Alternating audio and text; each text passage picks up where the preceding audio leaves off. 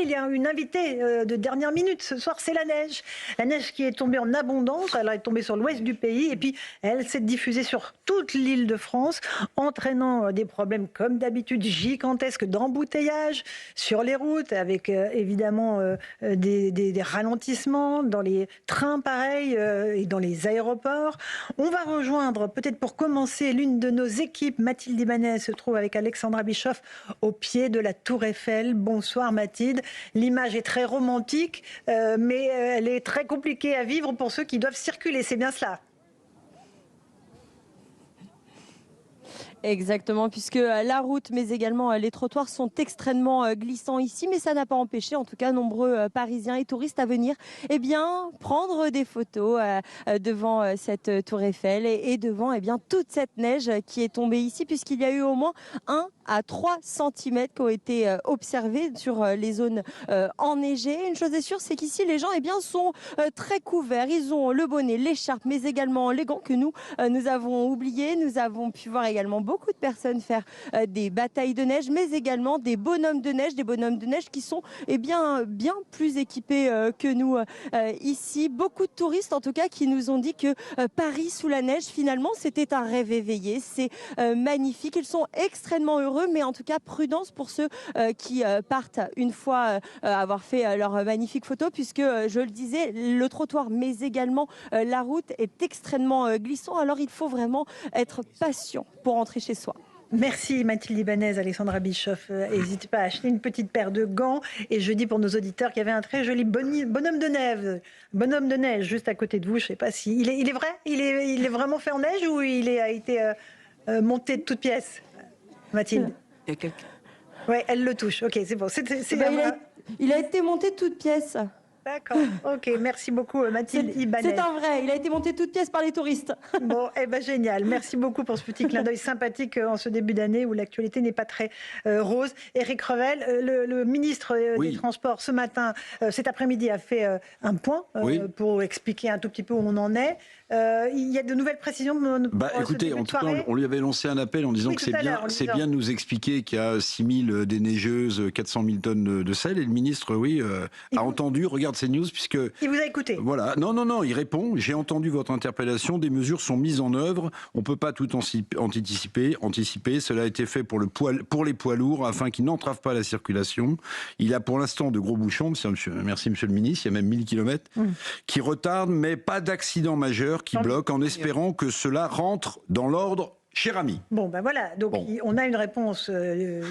Concernant les poids lourds, il dit évidemment qu'il ne peut pas bloquer la circulation en Ile-de-France. On ne va pas bloquer les gens et ça représente des millions de personnes, des millions de franciliens, Gauthier Lebret, qui doivent rentrer chez eux ce soir. Absolument. Malgré la neige. Quelques flocons et une paralysie, non pas totale, mais c'est-à-dire qu'il y a aussi, j'entends ça énormément, beaucoup de Français qui ne vivent pas à Paris et qui disent « Non mais les Parisiens, il y a 3 flocons, vous êtes paralysés, vous ne savez pas gérer, vous êtes ridicules, nous, que ce soit à Annecy, etc. ou ailleurs, ça tombe en permanence et on sait quand même circuler. » Donc voilà, écoutez, oui, il neige, ça va passer. Oui, ça va passer. Augustin Donadieu et Jean-Laurent Constantini sont quelque part dans la capitale. Il fait froid et les vacances semblent se poursuivre pour les touristes. C'est bien cela, Augustin? Oui, bonjour Laurence. Effectivement, les vacances se poursuivent pour les enfants qui, derrière nous, ici sur l'esplanade des Invalides, font, comme l'a dit Mathilde Ibanez il y a quelques instants, des bonhommes de neige, des batailles de boules de neige à la sortie de l'école, puisque cette neige, elle tient, il y a quand même quelques centimètres au sol. Elle tient évidemment sur l'herbe, elle tient aussi sur les trottoirs qui sont totalement givrés. Alors attention, avec le risque, encore une fois, de regel cette nuit pour ces piétons qui sont très nombreux. À rentrer chez eux, à profiter de ces beaux paysages parisiens. Alors on a vu une dame tout à l'heure qui a failli tomber juste à côté de nous. Ce qu'on voulait vous montrer avec Jean-Laurent Constantini et vous dire surtout aux auditeurs d'Europe 1, si vous êtes amenés à prendre votre véhicule, c'est prudence, puisqu'effectivement sur la route ça glisse et ça glisse beaucoup. Il y a quelques instants, une voiture électrique de type propulsion bien sûr, a fait presque un tête à queue puisque cette route glisse. Alors les conseils, vous les connaissez, chaque année On les rappelle aux automobilistes, si vous devez accélérer, soyez très doux sur l'accélérateur.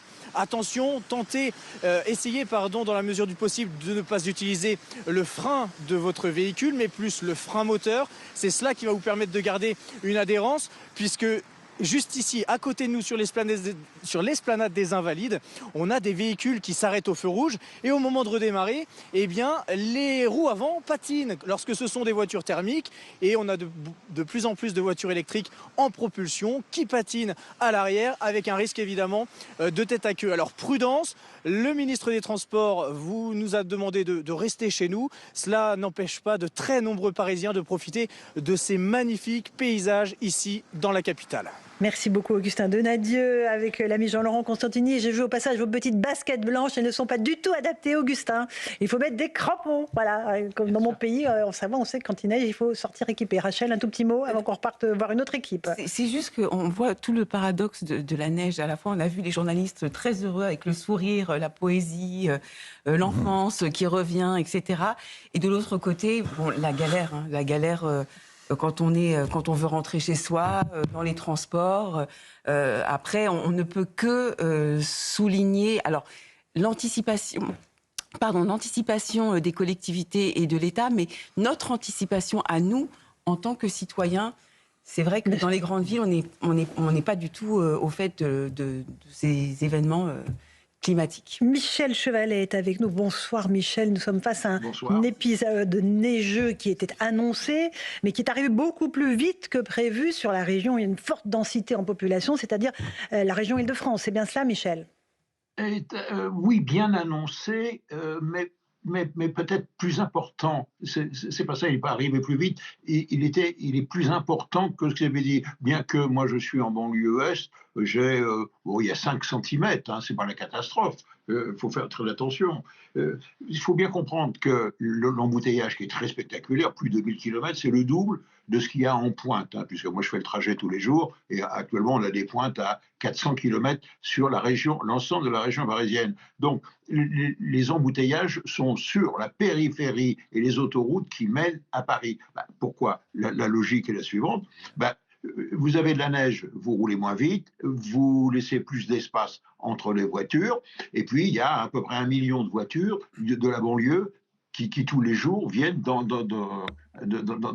Paris et la région. Donc il y a une densité de trafic énorme propre à la région parisienne, et ce qui explique le cumul. Et puis là-dessus, si vous rajoutez donc le problème des poids lourds, voilà, et donc on n'a pas interdit de circuler, qui eux ont de gros problèmes de circulation et souvent bloquent la circulation, ça ne fait que compliquer et on arrive à 1000 km de bouchons. Donc c'est un mal, je voudrais dire, caractéristique de la région parisienne. Vous savez, quand vous allez un peu en province, les gens dans les Vosges, dans le Jura ou en Savoie, ils se marrent doucement quand ils voient que les Parisiens disent oh, c'est la catastrophe, il y a 5 cm de neige, on ne veut plus rouler, il y a des embouteillages. Eux, ils se marrent parce qu'ils y sont habitués. Les Parisiens ne sont pas habitués à rouler dans le blanc, alors que sur une route normale, on dit on roule sur le noir. Bien sûr. Et un tout petit mot, Michel, un conseil, qu'est-ce qu'on peut dire aux automobilistes qui peut-être nous écoutent dans leur voiture ce soir bloqués dans la neige?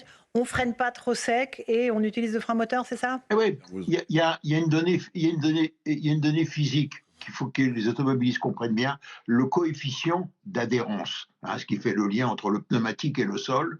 Le coefficient d'adhérence au roulement est supérieur au glissement. Donc si les roues glissent, elles ont moins d'adhérence que les roues qui roulent. Il faut au maximum continuer à rouler lentement, mais à rouler.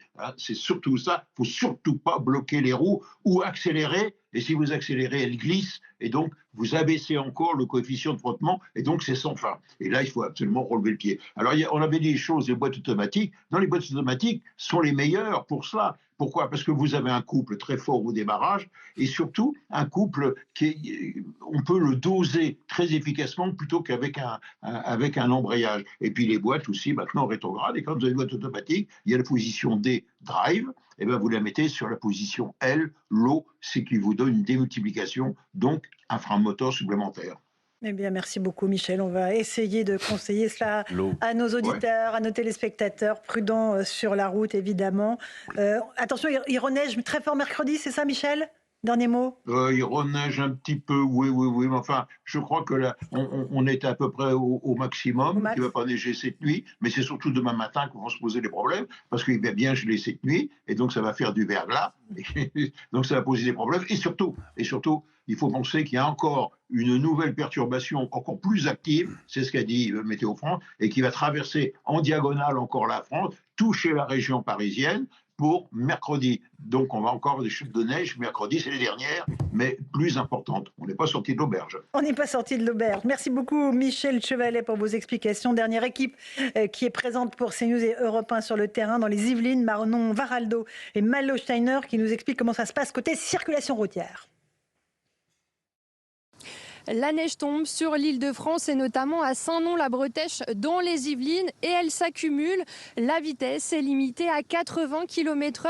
Les automobilistes sont invités à la plus grande prudence dans leurs déplacements et cela a engendré de nombreux embouteillages.